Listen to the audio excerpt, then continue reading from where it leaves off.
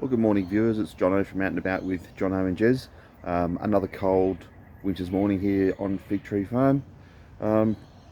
Working out what I'm going to cook for dinner tonight, so I thought I might have a bit of a wander around the grounds and see what shrubs I've got in the garden that we can use and then come up with a dish. Recently had some questions about why we call our place Fig Tree Farm when it's not actually a working farm. It's just, we used to have a little farm, and during COVID we couldn't get up and maintain it and do the things we wanted to do on it, and our caretaker basically quit, so we had no other choice but to sell it. So I said to Jez, how much do you like the flowers in the garden? And she said, well, they're just flowers. And I said, well, how about I turn it into a mini farm, which is pretty much what I did. So I had raised beds put in, the flowers put out, except for the ones that we have for the bees, and chook pens put down into the backyard. And basically, as you've seen, our front yard is like a mini market garden. Henceforth we call it Fig Tree Farm. Anyway, gonna go for a wander around the yard, take you guys with us, and see what we can come up with. Catch you shortly. Well, good morning, Zena. Decided to get up. Alright, so there's Dot. She's our head chook at the moment. I don't know where her two mates are, Beryl and Nolene. They're around somewhere. We'll go down and see if there's some eggs down there. I'm sure there will be. Dot's been laying really well. What I want to show you though, guys, is over here. This is our passion fruit tree, or vine. It has gone absolutely nuts. We didn't plant this. This came from a seed. It is way out of season for passion fruits, but there's probably 150 passion fruits on there. The unfortunate thing is they won't ripen and you can't do much with them, unfortunately. What's going on there, Dot? You've been fed? Go and have a scratch around. Yeah, so I've also been asked about why it looks a little bit messy. Jez is right into permaculture. I'm not sure if this is a true permaculture garden, but that's what she's trying to achieve. And to be fair, she gets some sensational produce that she produces in here. There's Beryl over there. She actually lays a brown egg. Dot lays white ones. And Nolene, who you can see in the back, she lays green eggs. So as you've seen in other videos, viewers, we back onto a nature reserve. And it's not unusual to see 10, 12 feral deer running through there. And loads of bird life. Anyway, let's have a look in the chook pen and see if we got some eggs. So just the one egg from Dorothy. Not going to be able to make too much with that, but that can go in with the others up into the fridge. So on the ground, and you can see the girls having a good old scratch around. Every winter we put down bales of straw. It helps promote the soil, and it also helps bring around a lot of the grubs that the chickens like to free range. They'll free range now until around about 12 o'clock. It is 7 o'clock in the morning here at Fig Tree Farm. So they'll have a good 5 hours out, then they'll get put away. And then that allows for Zena to be able to run around the yard and have her time as well. So anyway, let's head out the front. So just before we do head out the front, one of the things we do is we like to recycle, reuse and repurpose. And here is one of the bathtubs that we repurpose, and this is full of our Asian greens.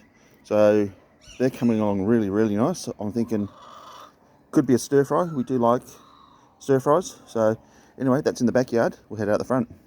So one of the things I did do too, viewers, is when I decided to turn this into a mini farm, I even had a sign made for her.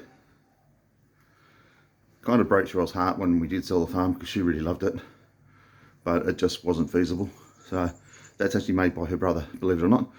And if you're wondering what all these things are, this is what Cheryl does on a Sunday morning. She makes all these things for our shop and has a lovely time doing it. Right, let's head out the front. Right, although it isn't an actual farm, it's what we like to call Fig Tree Farm. And believe it or not, Jez can grow so many good things out here. Such a variety of stuff. At the moment, because we're in winter, it's kind of the brassicas, the leafy greens, all that sort of stuff. This is kale. We had some of this in a stir fry the other night. We always have the nasturtiums. You can use the flowers and leaves. Has kind of a peppery thing. We've always got plenty of rhubarb, as you can see there. Broccoli is a really big staple at winter time. Our fennel has just gone absolutely nuts We do a lot of things with the fennel, especially we really like it roasted. It is actually quite nice. It's a nice creamy flavour, but we also really prefer it in some salads. We always make sure that we have plenty of flowers for the bees. This is the main garden that we had built for her, and as you can see, the broccoli is going absolutely nuts. I'm thinking stir fry. We've got some lovely peas over there in the back. This is broccoletti. It's a very fast growing crop. It does blow quite quickly. As you can see, it's blown. The chickens love it, but it really brings the bees. So we just harvest these little shoots on the end here, and they go nicely in a stir fry as well. As you can see, the peas are starting to put flowers on everywhere. Only problem with peas in our life is they very rarely make it inside, because we just like to pick them off and eat them as we're walking around the garden. If I take you in there, just over there, you can actually see the bees are at work already this morning, which is very important to the garden, very important to Fig Tree Farm, but it's lush. Have a look at that. And there we have some beautiful broccoli. She's done a really great job. We still have pumpkins left from last year. Not sure if I've mentioned it in previous videos, viewers, but we don't actually plant pumpkin. It comes out of the compost, the seeds, and they self-seed and grow nice pumpkins. So that's calling stir fry to me, guys. I don't know about you, but just looking at what we've got here, all these nice leafy greens, the lush flowers. By about 10 o'clock, that will just be a field of bees, which I won't be getting near because I'm highly allergic to bees. So yeah, so let's just wander on a bit more and see. As I said, the fennel has gone absolutely nuts this year. We've got some cabbages, which we're not sure, red cabbage over there, as you can see. Not sure if they're going to come to anything, because we did get invaded by a few deer about a month ago. They snuck into the yard in the middle of the night and absolutely destroyed pretty much everything. What we've worked out this year too is this is leftover basil from summer. We always put basil in with the tomatoes, and we left this one to go to seed, and it's attracted all the beautiful native parrots. They come in for the basil seeds, come out here, and there could be rainbow lorikeets, there could be eastern rosellas or crimson rosellas perched in there.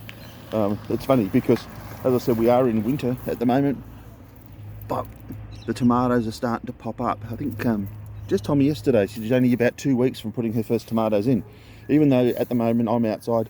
It is only 7 degrees, but that's what she does. She's the gardener. We've got some nice onions and shallots in there. That's the herb garden. Needs a bit of work, but she'll get to it. And the chilies are still producing. It's funny because we get chilies all year round here. Some rosemary, great with lamb. So that's just one of the chili gardens. And as you can see, I know it's not a proper farm, but we call it our farm. It does produce. We also produce enough vegetables to be able to give to our friends and our family. So to us, this is our little patch, and we call it Fig Tree Farm. So let's keep going. So again, some more chilies, and here she's letting them naturally dry on the plants, and then we'll blend them up and have some flaked chili. I think also what she's going to do this year, because there's apparently there's a paprika shortage. Have you guys heard of that? I think she's going to plant some seeds that are specifically for paprika. You know, over here, this little flower here, that's rocket that's gone to flower, and the bees absolutely love it. So we try and keep as much stuff going to flower as we can in the garden. Makes it hard to plant new stuff. Right, again, more broccoli. Got tons of it.